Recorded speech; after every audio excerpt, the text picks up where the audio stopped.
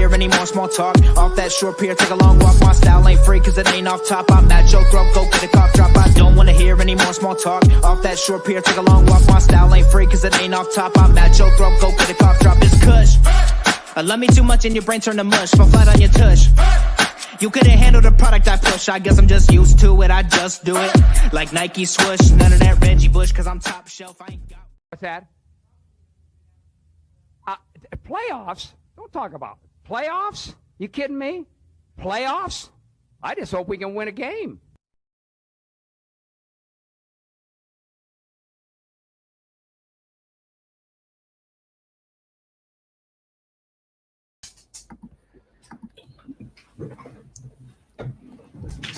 All right, and we are back again, making sure everybody's here. Well, actually, yeah, Austin's here, Josh is here. We're all good. We're all good.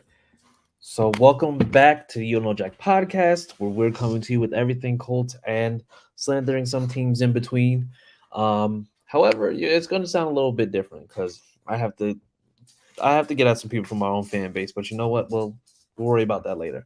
In the meantime, let's go ahead and just introduce you to the guys. We're going to be starting, well, you know what, alphabetical order is fine. Well, not alphabetical order, but, name order. Because, Jax, three of us, cool. So, first of all, we have Mr. Josh Senior, everybody. Oh, I can't hear you. What's good, everybody? Josh Senior back in the building. I have my mic muted. My bad. Watching, playoff baseball and tuning in here. Gotcha. All right. Well, glad you're here. We have with us the silent assassin himself, Austin Cook, everybody. What's up? I'm Austin. And I'm Chris Jackson, but, you already knew that, I'm pretty sure. So, yeah. So, how's everybody's weeks going? It's been good. Yeah, it's been good. It's been good, man. Thursday and Saturday for me has been a heart attack, pretty much. So I had to go get checked out at the hospital because Alabama. Yeah, Alabama, and the two shitty games in 3 days. So yeah, the doctor said I'm fine. Just can't have any more games like this. Well, then in other words, you probably won't be fine because you're a Colts and a Crimson Tide fan, and neither one of those are working out for you really well right now. So it's not. Yeah. And the Vols are about to beat Alabama. Ooh. Y'all need to put something. Y'all need to put a bet on that. I think y'all should do like a college profile pick bet or something. No. It's all. I'm gonna be what's his name? Renard Cherry. I'm gonna be scared and not take that bet. Truly Cherry. Yeah, I'm gonna not take that bet. I don't know if my quarterback's gonna be playing or not. So unless Bryce plays, I may take that bet. If the backup guy come in, they look like Credible Hawk. No. Fair enough. But hey, listen, whatever works for y'all works for me. I'm completely okay with that. But in the meantime, we had a game. Not Sunday. We had a primetime game, and I want to apologize for everybody who had to sit through that because it was awful. It was absolutely awful. But we're gonna get into that, and it of course that inspires our. It's ugly, but it's a win. But before we get any further, Manscaped. If you haven't already, make sure that you are going to manscaped.com and you are using code FANBATTLE. No spaces, all one word. Make sure you're using that. You can use it on whatever, whether you're getting shavers, deodorant, body wash, whatever it may be. Use that code at checkout, 20% off, and free shipping on the entire order. All right? So yes. Make sure you go and you do that because it's definitely helpful. I haven't received my package yet, but I am eagerly anticipating it as soon as possible. So yeah. But then without further ado, speaking of Manscaped, let's talk about these two teams who just couldn't seem to get their shit together, for lack of a better word. Colts versus Broncos, and I'm gonna let whoever wants to just go ahead and just take this away. Just go ahead because I've talked about this game enough for 1 week, but here we are. If Austin, you wanted to take the honors, you go ahead. I don't have anything nice to really say. I mean, I do, but I mean, not so much. It's gonna sound like I'm complaining. So, well, let's just go. Let's just do like a walkthrough of the game, as painful as that may be. All right, so we didn't have JT, and then first possession, Hines gets a concussion. So that's already just a big blow, because then you got Phillip Lindsay and Deion Jackson as your running backs pretty much the whole game. Our offensive line, they did a little better on the run game, but still Matt Ryan's getting destroyed, and he's too old to get destroyed. Our defense stepped up and helped us win the game. Our kicker stepped up and helped us win the game. MVP. That's pretty much it. It wasn't much. Nothing really good from the offense. Defense played really well. Gilmore played really well, and the kicker played really well. Yeah. Well, of course the kicker played really well because I mean he had to go out. It's like he was basically just earning $1 million for every kick because he was out there just. I think if we had Blankenship, we would have lost that game. Yeah, I agree because he fair, bad as it gets. Fair, yeah, that's a fair assessment, honestly. Like it's yeah, I get you. But I know like we're gonna talk about like the different aspects of the game, but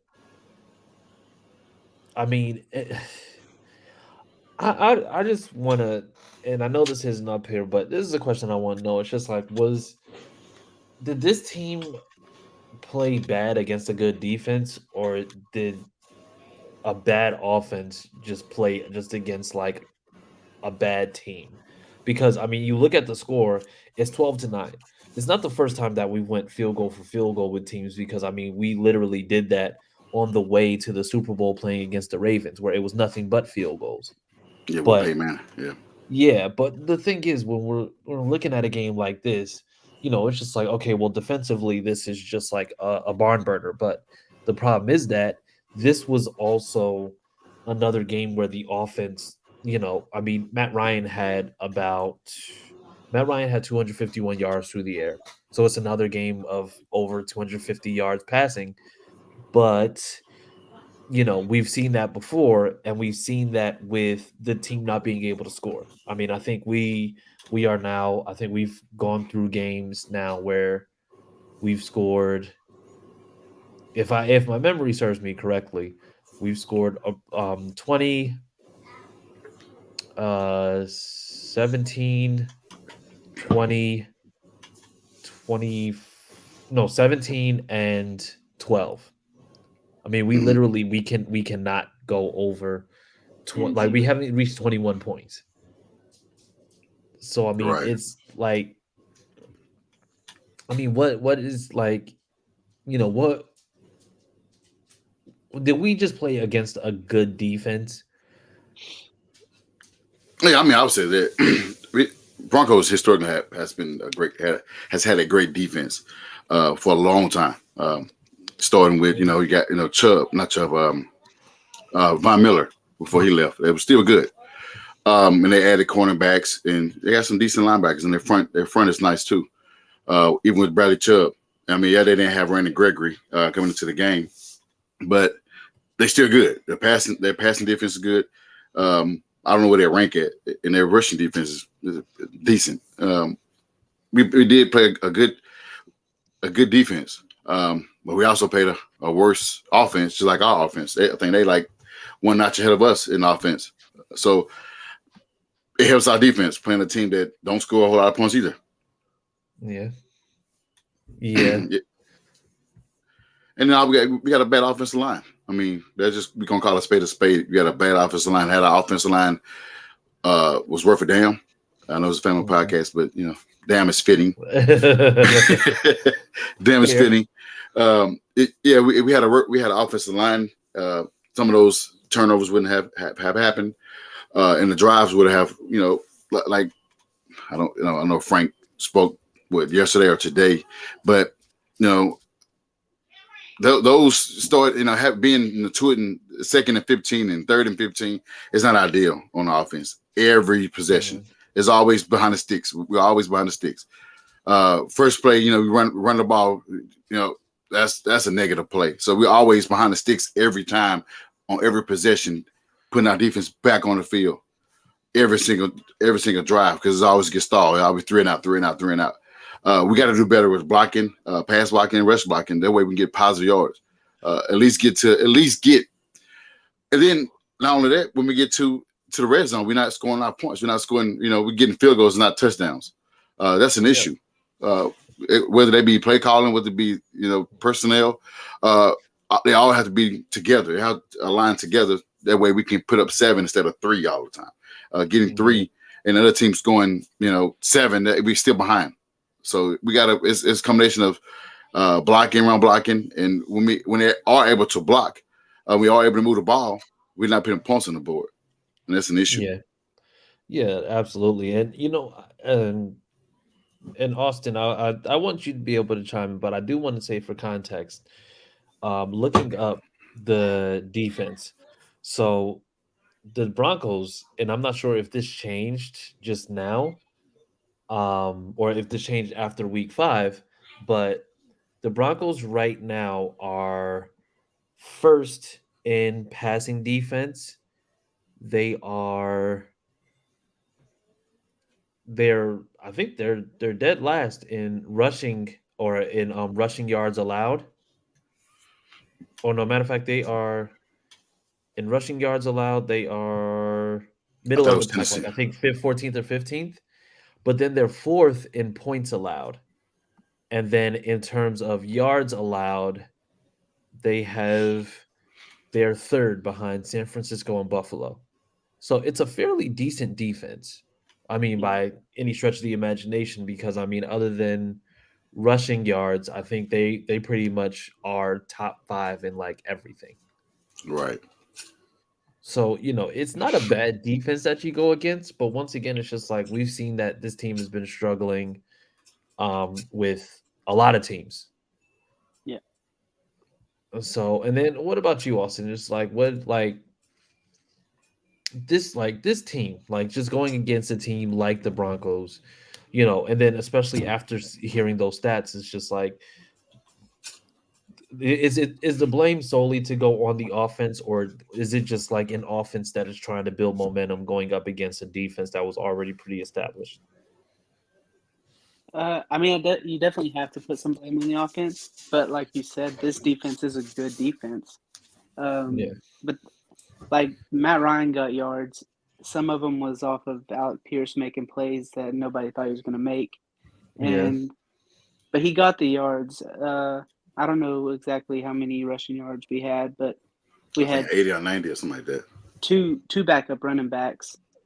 So it was a good defense going against a hurt offense, and also an offense that hasn't really produced much anyways. So you definitely have to put some blame on the offense, but at the same time, it is a good defense they went up against. Yeah, and I think that's something that also is going to be, I'm going to say, just like that's why it's just like in this case I can kind of throw them a little bit of bail,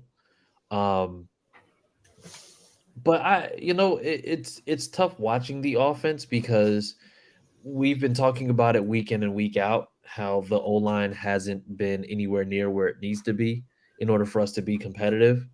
It's just like this is another week. And, even I said on the AFC South Fan Battle podcast, which is on Monday nights at 9:30 p.m. Eastern time, so make sure you tune in. But I said this last night. I said, Matt Ryan is going to end up being 6th in passing yards by the end of the Monday night game. And lo and behold, he's 6th in passing yards.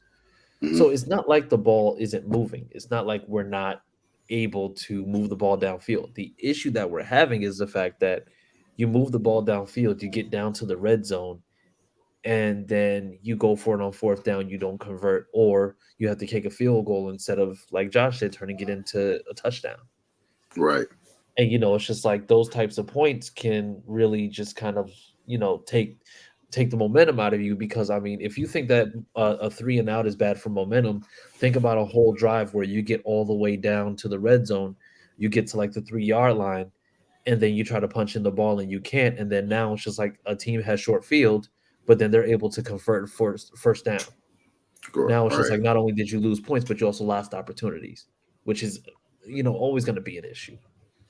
Yeah. But I I'm think gonna get.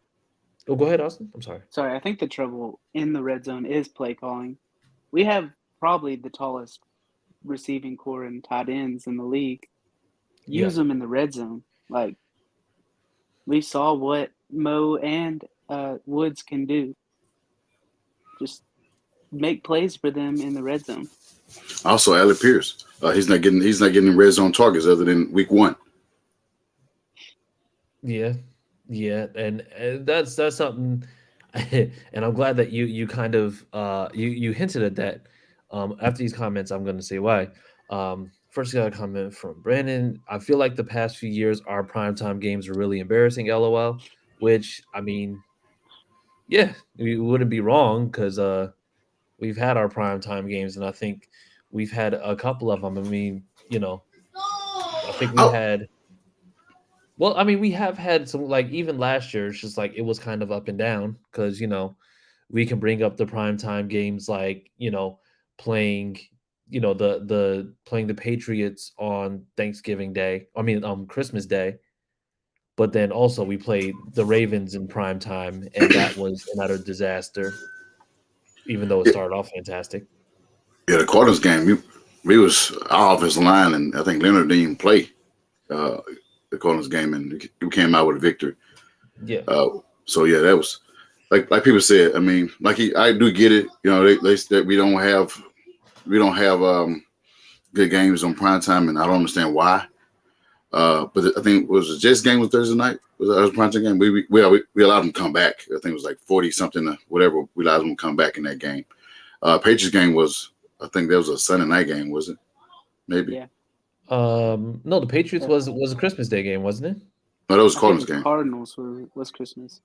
Yeah, Cardinals was Christmas. My daughter's birthday was the day afterwards. Oh, okay. Yeah, I don't know when that was, and it might have been New Year's or something. Probably so. But yeah, it was. But you know what? It was. It was tough, because it was, like I said, it's just like looking at those games. It's just like, those games were big wins, but then you had, like I said, those debacles that we had early on that didn't need to happen, but of course they happened.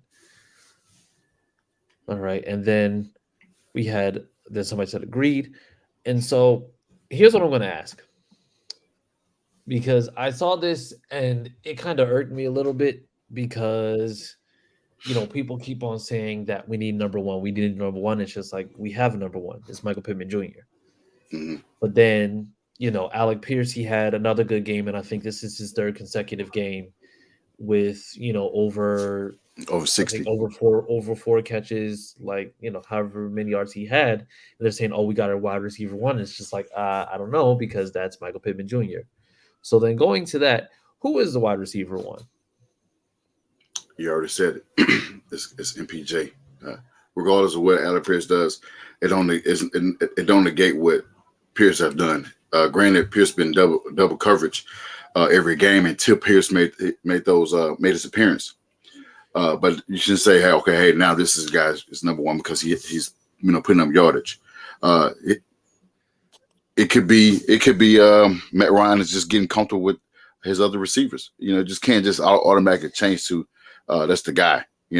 We dealt with this a long time ago with Peyton and Reggie Wayne. When Reggie Wayne was starting to show up a lot more, he was targeted a lot, and they thought maybe he was the guy. He was the number one, but it was always Marvin Harrison. So Mhm. yeah, I ignore those takes from other fans, whether it be our fan base or the opponents.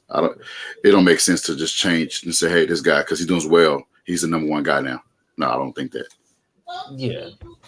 Well, if other teams wanna say Alec Pierce is our number one and they wanna guard him like he's our number one and play Pittman one-on-one, I'll take that all day. Because Exactly. Pittman one-on-one, he can outjump about anybody on the field. So, yeah, Pittman's our number one. Ye- I love Pierce, but Yeah, and you know what? I hate the recency bias that we deal with when it comes to, these fans when it comes to like what they're saying. Like they'll say, Alec Pierce is number one. They like basically when you have somebody like Alec Pierce on the field, do you account for him? Yeah, but the thing is, you're not putting certain people on him. Like Patrick Surtain II was on Michael Pittman Jr. dang near all game, yeah, and that's and a solid cornerback. exactly. And so when it came to like, let's just say for example, if we go all the way back to the Texans game, it was 9 receptions for 121 yards. Stingley's a rookie. So the thing is, it's just like Stingley's going to guard wherever, and then also they play a certain scheme that's a zone scheme. Right. The thing that you deal with when it comes down to certain players or certain games is there's no way for you to sit there and make it seem as though you're going to have this guy not be accounted for. Like Michael Pittman Jr., you know what he can do. He went for 1,000 yards last year. He probably would have went for 1,000 yards in his rookie year, but he ended up getting that freak injury and then he missed 4 games.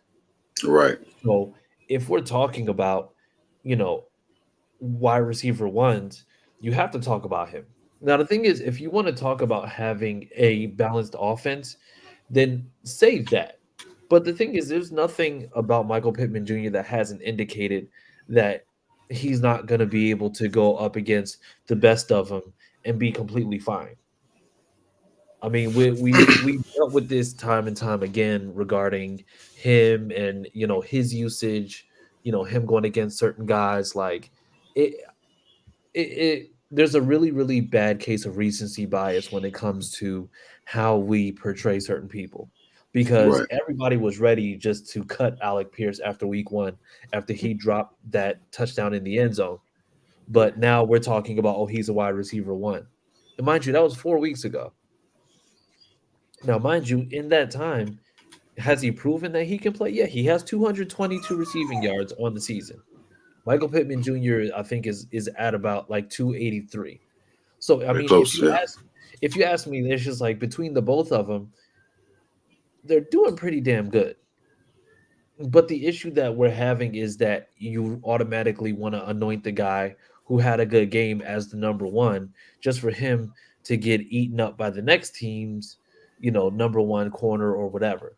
Like, just take it as it is. If you believe that he's a hit when it comes to him in terms of the draft, then that's one thing. But if we're talking about, him just being him automatically being the number one because he's had a string of good games, that sounds fantastic. Remember, Michael Pittman Jr. had the same thing. He had a string of good games. He had a 1,000-yard season last year. Why are we still talking about whether or not he's a wide receiver one or wide receiver two?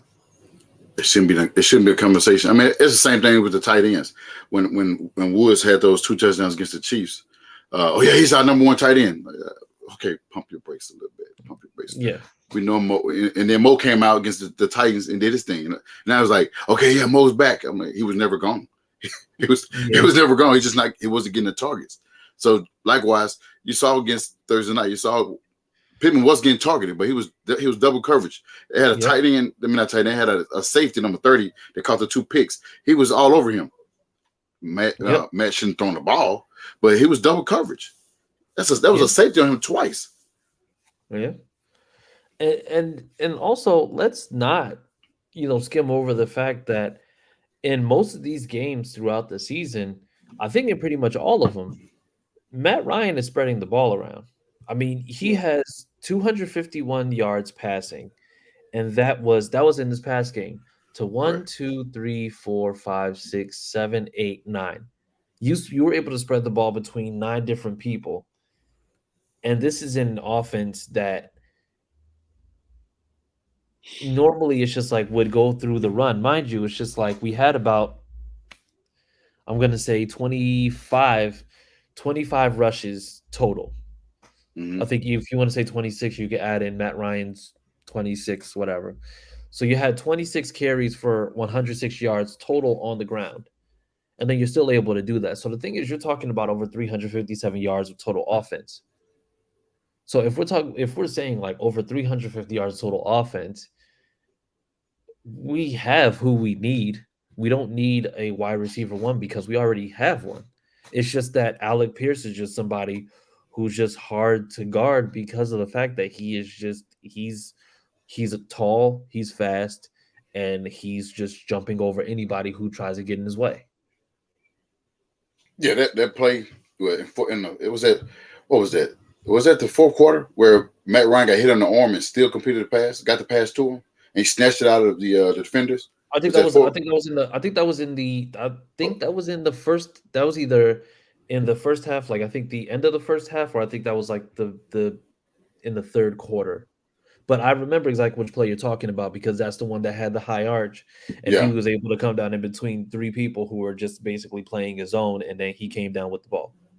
yeah, that was excellent catch. Yeah, so yeah, I mean, the guy got the catch radius, he got the hands. Like you said, yeah, we got to stop this nonsense. We got to stop saying this guy is taking over. I mean, like Rodney, you think that he's better than Cross? No, but he's out there making plays right now. He's Yeah, making plays.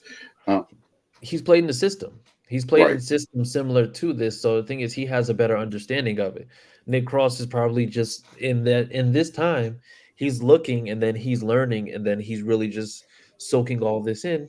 In addition to the fact that he already has the physical tools and abilities to be able to do it. Like like once he's able to actually go ahead and implement the things that he's learning, I mean, he's going to be nice for years to come. Right. So, all right, just need to get you guys' opinion on that one. So then moving on. Now, is the current state of the offense, I'm going to say on the players or the staff? And what I mean by that is, do we have a personnel issue when it comes to who we have on the field in terms of energy, in terms of leadership? Or is this coming down from the staff? I don't think you can put it all on the staff. I do think it is on the players, but I think a big part of it is the staff. Um, you know, we've all said it. Frank Wright's not right for the head coach position. Mhm. We did it last game. We changed up the offensive line, but it still needs work. So I think a big part of it is the staff, but the players need to be held accountable too because some of them aren't playing how they have in the past, like Ryan Kelly, Braden Smith. Those are just 2 examples of players that have played at a Pro Bowl level, and now they're acting like they've never played football a day in their life. Mhm. Yeah. Yeah, and I can resonate with that because, we talk about all the time how the offensive line isn't looking anywhere near as dominant as they have in past years. And I mean, I think ultimately it's just like, yeah, there's just like there's some adjustment, but I'm going to say it's just like this goes back to the staff. This goes back to Ballard. This goes back to Reich. This goes back to just thinking that you can plug and play anybody just because you picked them up off practice squads or traded for them, and then you can just do whatever. Like Matt Pryor is not a good starter. Like he's a guy that we saw, like he said leading up to Thursday night's game, "Oh yeah, I always played on the right side. The right side I'm more comfortable on." Okay, cool. Put him on the right side. And then what happens when you put him on the right side? You see him frequently as soon as the ball is snapped, the only thing that he does is get his hand on a shoulder and he's not providing any type of blocking whatsoever. But what about you, Josh? What is your thoughts on the current state of the offense as it is right now.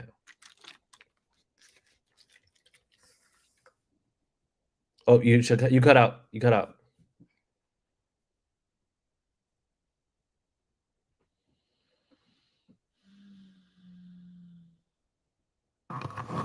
There you go. Okay. You hear me? Yeah. It's a combination of both. I mean, because you can't just blame it all on the staff. There's a reason why Nelson, JT, and Matt Ryan are captains. They're leaders on the offense. They have to command the offense. Nelson has to take ownership. Yeah, he's having to compensate on the left tackle position to help out the rookie, or at first it was Matt Pryor. But he got to take ownership as well. He's getting bulldozered by every defensive tackle that we play. Matt Ryan has to take care of the ball. He's with 12 fumbles, 11 fumbles in 5 weeks. Yeah. That's terrible. He had to take ownership, and half of those fumbles are him. Half of those sacks are on him. And then JT, I mean, I know it's his third year. He has to take the step forward and let the guys know that, hey, stop being this nice guy. Our offensive line, they're blocking well for us. No, they're not. They're not. Just call a spade and saying that, hey, everybody has to take ownership, take accountability. We've been using that word for the longest, accountability. The offensive line ain't blocking. Matt Ryan is not. He can't seem to hold the ball. He can't. It seems like every time he get tackled, the ball is on the ground. And the offensive line, I mean, they're not. There's always a guy in the back for every time we say hut. That's why the yardage or the plays that we're using, you see a lot of crossing routes because we can't throw anything deep. Everything is a lot of crossing routes. So we can't. They all short plays, getting the ball out quick, so he won't get sacked. So we see a lot of those plays. Now, granted, that can't happen every week. We can't go against Jacksonville doing those same plays. We got to do something else. We have to figure out some other plays. We have to. I mean, Frank Wright has to really dial it up these next couple of weeks if he wants to win the division. If he wants to keep his job. Yeah. And I think when you're talking about just like even the personnel, we're not seeing these types of issues, I'm going to say, on the defensive side. I think it's just like we saw it for a second, but then they fixed it because I know it's just like the guy that we talked about before with Faison or Faison, however you say his name, with him being rated as low as he was from a cornerback perspective, then putting in Isaiah Rodgers, and now he's rated as the 6th highest cornerback in the league in terms of how many yards he's allowing, or it's just like the type of plays that he's making. And it's not just in the passing game, it's also in the rushing game. It was in the game with the Titans where him and Faison had the exact same opportunity, and Faison's opportunity ended up being a touchdown. Rodgers' opportunity ended up being a tackle in the backfield. But the thing is, the biggest thing was the defense addressed it, and then you saw an immediate change. The problem with the offense is that they're not doing it in the same fashion. You see that there's an issue as far as the offensive line goes, and then you say, okay, well, we have no plans to change anything on the offensive line, and then you go into next week and you proceed to get beat up once again. I think this is the first week that we've seen that they've actually went out and signed somebody, but they're not using guys who are actually on there. They're not using Dennis Kelly, who's on the roster already. They're not going after the obvious guys. I think they went after Ty Nechke, who, he's 36 years old. And most of his career starts have been as a backup, except for last year where he was playing on the Cowboys offensive line. And I mean, you do have other guys out there. They brought in Kalichi Osemele to work out. They have other guys that are still out there. So I mean, you have opportunities, you have different things that you can change, but they've been very hesitant to do it. So is this the move? The guy we just named Kalichi? What's his name? Ty Nechke. No, Kalichi's. You said Kalichi Osemele. Kalichi. So is that move would be to have him at right guard and put Braden back at right tackle? So yes, excuse me. So he normally plays guard. Mm-hmm. So he would potentially end up playing at right guard, and then possibly go and then have Ryman in their left tackle. I think it's possibly to see if you can phase out Matt Pryor the from the O line altogether for right now, because I mean, I don't care how you try to dress it up. The guy stinks. I mean, he hasn't been good, and Yeah. there's numerous plays where you see that he's offering zero resistance on whatever side he's working on. Like Yeah. If teams he will was just an inch blitz. taller. It's not because he's an inch tall. No, I think the fact that he's 6'7" is actually not working for him, because I mean he looks like Lurch trying to chase people down who are much faster than him on the O line. It's like Yeah. there were a few plays where it's just like he literally just like ran straight in, and the only thing that he was able to do was have one hand on the back, one hand on the shoulder, as they're literally going to kill Matt Ryan.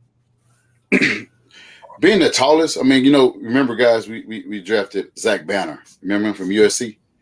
And he was like 6'7", 6'8", and just was terrible. I don't know what made them think to get a 6'7" guy, thinking that it would help our offense. We Well, normally with he the was also 6'4", strong, too. 6'5". Huh? He was also pretty strong too. Who? Matt? No, Zach Banner. Oh, I was like, not Matt. I was like, yeah, Zach. He was strong, but he was. Yeah, a lot of guys kept beating. A lot of guys kept beating around him, man. I mean, and this was happening with Matt. Matt Pryor. He's tall, but just sucks. You know what I mean? How often people keep saying that? Last year we said they were Julian and Sam Tevy, and it seemed like It seemed like Chris Ballard just keep getting these guys to beat up our quarterback. He just had a quarterback retire in 2019. Is he not paying attention to what's going on the damn field, or is he ignoring these issues? I mean, what is he trying to do? Well, that's the reason why I asked the question. I think it's just like the way to loop it back before we move on is this is on Chris Ballard and Frank Reich as a whole. You have a team. You know that you're going to need these guys. Like, you had a chance prior to when Matt Ryan even came. You knew that you were going to be getting a quarterback. Now, if you knew you were going to be getting a quarterback, why wouldn't you prioritize the offensive line, knowing that you just lost two guys? Now, mind you, Eric Fisher was garbage, but Glowinski was actually somebody who was at least serviceable. So you lose two spots on the O line where, generally it's just like if it's like, let's just say like like the tackles, or if it's the guards, okay, you might be okay, but you lost the left tackle and you lost the right guard, which means that you're throwing off the whole rhythm of the whole offensive line. Right. So I mean, it's you had a chance to address that, and yeah, you got Ryman, but you had chances for other guys in free agency, and you just said, you know what, nope, they've earned the right to do that, and you see now we're talking about the O line for the sixth week in a row. Yeah. So, and he says, like I said, he addressed it with drafting using the draft pick. But he said that he would look at get the guys from the cut days when they start cutting guys from the preseason. Look at those guys. Didn't do that either. I mean, yeah, we got they got Brandon Kemp. He gone. Dennis Kelly on the team, but he don't get to play. He's confused. yeah, Dennis Kelly. Yeah, he tweeted that he was just like he didn't know why he's not playing. So that's a right thing. That's not a bad thing. That's a right thing. If a guy can play right tackle and Brady can play guard, put the guy in. Yeah, absolutely. But moving on. Do want to make sure. So then moving to the other side of the ball, because we know that the defense, I mean, they held the Broncos offense to 9 points, all field goals. Gilmore is looking like a home run signing. Like, everybody up front, Bobby is looking like he's trying to do his best Bobby Wagner impression. It is, and we said that we've seen how much we've seen how much the offense can sputter, but like, is the defense keeping this team from being a complete disaster? I think so. because our offense ain't doing anything. Like we've already mentioned, they're not doing anything. Our defense has stepped up big these last 2 weeks. Like you said, Stephon Gilmore, he had the big interception in the end zone. At the end of the game, he had that diving pass breakup. Zaire Franklin, he's leading the league, tied for the lead in tackles. Yeah, 54. Yeah, Yep. our line is getting to the quarterback more. It's just coming together. It started off a little slow, but it's coming together and it's looking really good. Yeah. And the one thing that I've come to like really appreciate about the defense is the fact that, like I said, Gus Bradley has made it so that now it's just like he's listening, like he's hearing what everybody's saying. Isaiah Rodgers is having more opportunity and he's making plays. And then, you see that the linebackers, like the linebacking core, has been playing pretty daggone good considering that you don't have the best linebacker in the business. And I said in the business because that's what Darius Leonard is. But Shaquille.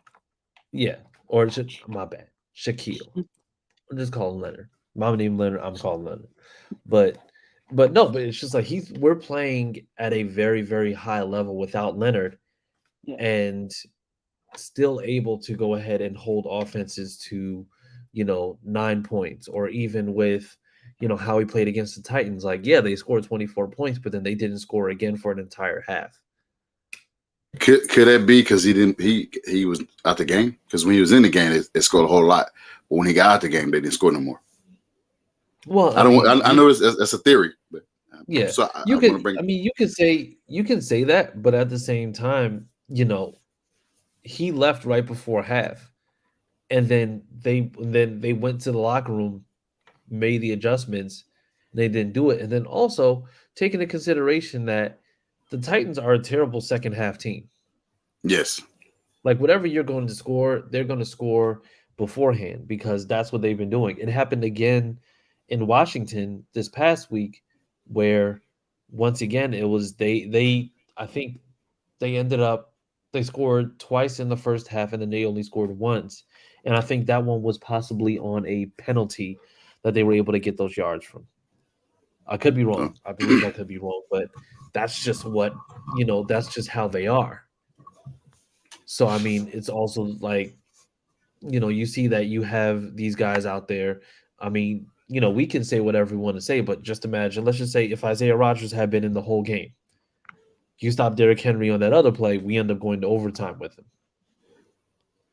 Right. That's what you're saying. I mean, that makes sense. So yeah, and like I said, that's the reason why I asked that question, is because I think the defense is getting overshadowed by how bad the offense is. But I just need to know like what y'all think about that in terms of theory. Like you say, I mean,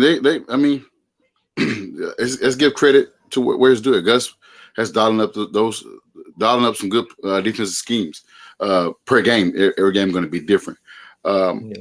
I mean, Buckner got 2 sacks. I mean, finally he's not double team anymore. He was able to get 2 sacks. Unique has been, he had 2 sacks in he had a sack in back-to-back games. So let's give, let's just, everybody emerge. I mean, Kwity Paye went out. We got to see what's going on with him, see how he's going, and will he be ready this game week 6? But everything is coming along. Grover Stewart, everybody, Chris Williams, he's a major part of the run defense. Everybody is coming in and everybody's clicking. Like you said, we mentioned Zaire Franklin a couple of years ago. We like, man, why he in the game? He always getting penalties. Now he's like, okay, he need to be in the game. It's gonna be hard to get him off the field because he's the emotional leader since Darius is out. Shaq is out. Since Shaq is out, he's the emotional leader. He was a guy that had the guys in the huddle tell everybody, to make their plays, be in your gap, stop the offense. He was that guy. And Stephon Gilmore, I mean, like I said, amazing. I mean, like he said that, they kept trying him. They targeted him 8 times Thursday, and he made them pay. And you see all the tweets came out. You see, Richard Sherman saying you can't lip bar him. I don't know why he tried to lip bar him, but that was a bad mistake. Yeah. Cortland Sutton is not a elite guy. I don't know what was going on in Russell Wilson's head. Maybe it's been his wife, but you don't target a guy 8 times. You don't target a guy 8 times with an all-pro cornerback like him. I wouldn't have done that, but it cost him a game. It cost him a game. Yeah. So yeah, our defense played good. Yeah. What about you, Austin? I already answered this question. Yeah, Yeah, he did. Yes. Okay. Well, that's fine. And like I said, I completely slipped my mind. But and then leading to this one, because this is going to be, because like I said, we're going to be wrapping up soon. But is this game against the Jaguars a make or break? It has to be. We have one division game. We tied in 0-2. So yeah, it has to be. It has to be. This matter of fact, I am going to charge Barkley this segue. Oh, no. I guarantee a win week 6 versus the Jags. I guarantee we're not going to be 0-3-1 in this division. We're not. We're going to win this game. I don't know the points. I don't know. It's not going to be a blowout, but we're going to win this game because it has to be a break. It has to be a make. All right. We'll go with that. What about you, Austin? So, in terms of possible playoffs, or No, I'm talking about, like, is this a make or break? Like, we've already lost to the Jags 24-0 in Jacksonville. We are historically bad in Jacksonville. So now we have a chance to go ahead and just split this series. Yeah. Now, in terms of a make or break, I mean, if you're Jim Irsay and that score ends up being, let's just say, leaving out of Lucas Oil Stadium on Sunday, and that score is 31-14, and Jacksonville has won the game. You're Jim Irsay. You're looking at the team. You're looking at this. You're going down to the locker room. Is this the moment that you choose to finally say, I got to get rid of this guy? okay, yeah, definitely, it is a make or break game. If we lose to Jacksonville again, and Jim Irsay doesn't do anything, the fans are gonna just go crazy. Yeah. Like, we can't lose and nothing happened. Yeah. You know what? What's your take on it, Chris? So I said this yesterday on the AFC South Fan Battle podcast. I said, no matter the outcome, this game could potentially be a win-win. And what I mean by that is, if we win, we split with Jacksonville. All right, that's fine. We have a division win. We're 3-2-1. Cool. If we lose, there's a big chance that Frank Reich gets fired. Now, the reason why, once again, I say that this is a win-win is because if we lose, Frank Reich could potentially be gone. Hallelujah. We might score more than 21 points. If we win, great job. We officially beat Jacksonville. On to Tennessee. We have momentum. That'll be 2 wins in a row. And now we're just like, we're looking pretty good. Not just that, but we'd be playing Tennessee in Tennessee. And I like when we play in Tennessee better than when we play at home. So, I mean, there's a lot of opportunity, but it's just really is just going to be on whether or not, like I said, we win or lose. And I think I like the outcome either way if for some reason we lose and Frank Reich gets fired. And I don't want to wish losses on this team because that is I feel like a trash fan. I feel like the Brandon Cutters of the world. But, you know, the one thing that I don't want to do is just ultimately wish for this to be a loss. Like that, absolutely not. Because at the end of the day, it's just like I don't like losing. I especially don't like losing to division opponents. Hey, we know these people all too well. Don't forget Andrew Coella. Oh, Quella? Yeah. No. I'm just saying, don't forget like the Brandon Cutters of the world, because we were going back and forth today, and he was just he said he sticks to the real experts, and I'm like, oh, because your commentary is generally very, very bad. So I'm just like, I don't want to. I know that you're not an expert, but based on the shit that you say, there's no way that you would believe that anything you say. Matter of fact, just based on the fact that you say the stuff that you say, I know for a fact that you really don't know what you're talking about. So I'm going to question your judgment. Me? Not you. Oh, I was like, Not you, Josh. Not you. I was like, what did I say? I didn't say. I don't question your judgment, Josh. But But like I said, I mean, hopefully we end up winning. If we do lose, I hope that this is the last straw for Frank Reich. So we'll just go from there. And like I said, we're wrapping up. So with that being said, we are going to go over what are the keys to victory: offensive keys to victory, defensive keys to victory. So I think I've said this before. Offensive keys to victory: offensive line needs to block. No matter who we have at running back, whether JT's back, Hines is back, or it's Philip Lindsay and Deion Jackson again, they have to block for the run and the pass. Yep. So Matt Ryan doesn't get destroyed, and we can get the ball in the end zone. For defense, we have to keep forcing turnovers and getting to the quarterback. If we do that, gotta then get it's a up to victory. our offense. It's our offense to win. Yeah. What about you, Josh? Yeah, I feel the same. I mean, I know Frank Reich said he's trying to put the best front five on the field, but I mean he has to. I mean, whether it be put in Ty, activate him week 6. I would say we're still looking at. We're trying to see what JT does, where he's progressing at from his injury. But like Austin said, no matter who it is, you got to block. You got to run block. You got to pass block. And our quarterback has to get rid of the ball. All these fumbles got to stop. It had to start this week.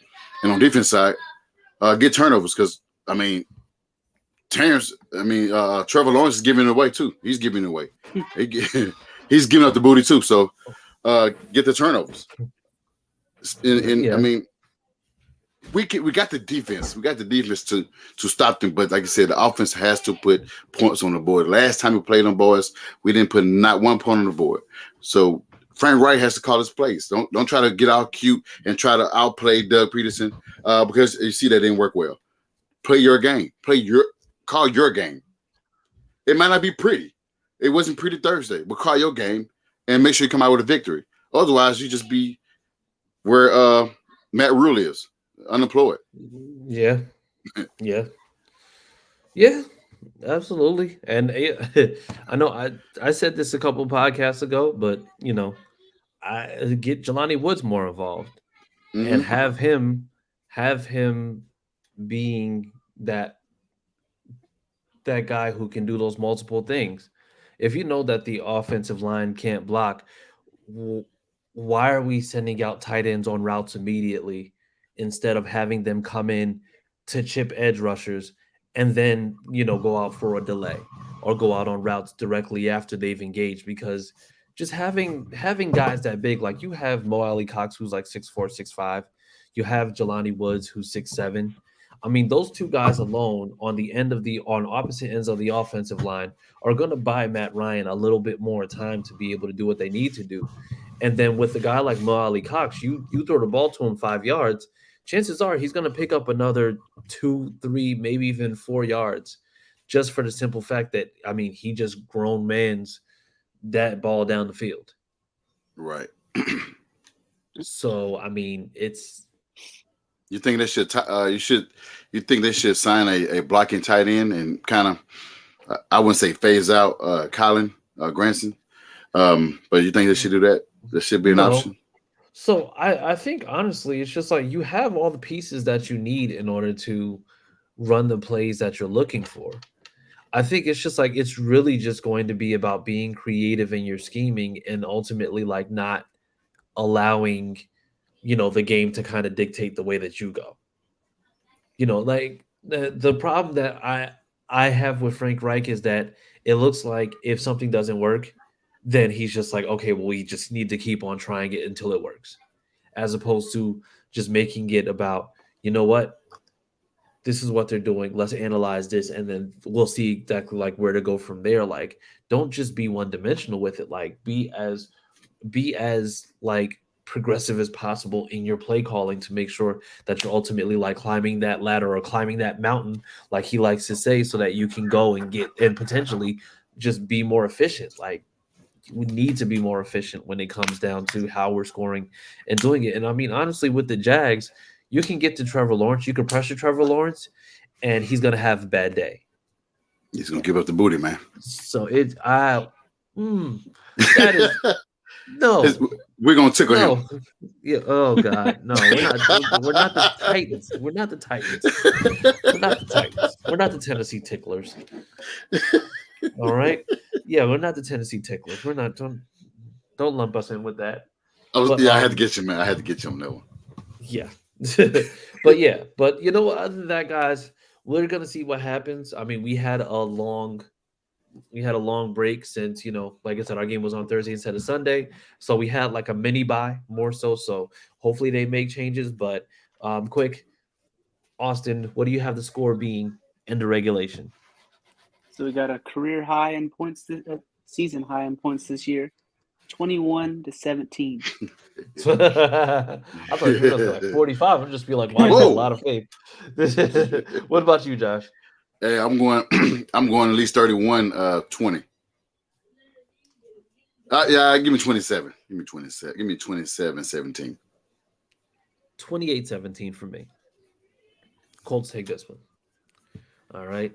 And so, yeah. So other than that, everything we're good. I mean, like I said, we will see exactly how this turns out. But like I said, I think this mini bye might have been, it's not a call to Jesus. This might have been like, the 3 days in the tomb before, we awaken, and now we realize that we can score more than 2 touchdowns a game. So we will. I think this is our come to Jesus moment. This is what that is. There you go. All right. And so with that being said, people, we are out of here. Make sure that you are following us on Twitter. Where can the people find you, Josh? Find me on Twitter at I am Josh Senior. Okay. What about you, Austin? Yeah, you can find me on Twitter at CookieAustin2. Normally, I'm not paying attention. I'm paying attention this time, and you caught me off guard. So good one. And then you can find me at CJ Colts Fan. And yes, make sure that you're following the podcast pages where you'll be able to see us commenting. Make sure that we go over everything. And yeah, so like I said, we will see you next week, hopefully after a Colts win. And see you